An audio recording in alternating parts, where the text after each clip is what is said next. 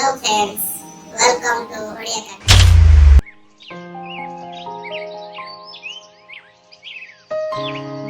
गोटे जंगल में मयूरटी छुआ जन्म कला ता पिलार 21 उत्सव को धूमधाम रे पालिब बोली से बग कोइली पारा आदि चढ़ई को डाकी सेमानक परामर्श लोड़ी। बग कहला 21 उत्सव दिन नाच गीत एवं भल भोजी आयोजन करा। भोजी पाई जहाँ माछ दरकार हेबो मु जोगाइबी। मो मेलोडी दल आसी नाच गीत परिवेषण करिवे। नाच गीत सरिबा परे समस्ते भोजी खाई पिला को आशीर्वाद दे घर को फेरिबे। बग और कोइलीर प्रस्ताव समस्त मन को पाइले।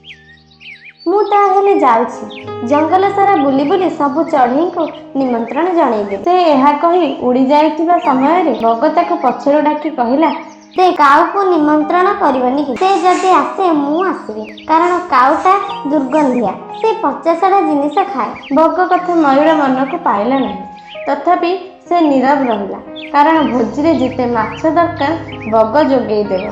मयूर छुआर 21 उत्सव दिन आसिला। योजना मुताबक सबु काम ठीक ठाक चलिला।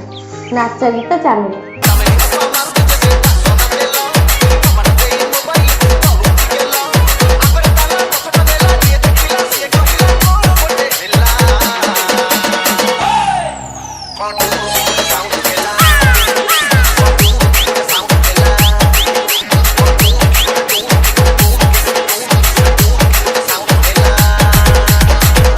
नाच गीत सारिबा पर निमंत्रित अतिथि माने भोजी खाइले।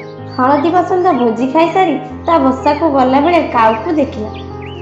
कौन काऊ भाईना भोजी केमिति लागिला? हळदी बसंत कथा सुनी काऊ आश्चर्य होई पचारिला भोजी की भोजी कहीं मु तो जानिनी।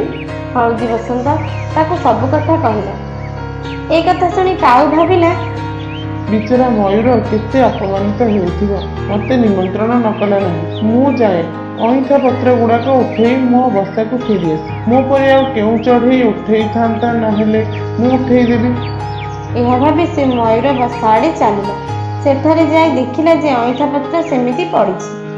काऊ संगे संगे अहिंसा पत्र उठे से स्थानटी को परिष्कार करि सारिबा पर फेरी आसीबाको उद्यत हेउथिला बेले मयूर ताको पछरो डाकी कहला काऊ भाई एते बड़ अपमान रे मते रक्षा करी ऋणी कर देला पर न खाई चली गले मते बहुत बाधिबा।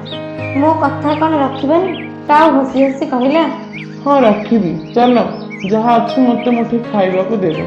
काऊर महानता तथा उदारता देखि मयूर आखिरे लुह झरी पड़िला। बग संगे संगे काऊ पाखक आसी कहला भाई मते क्षमा कर दियो।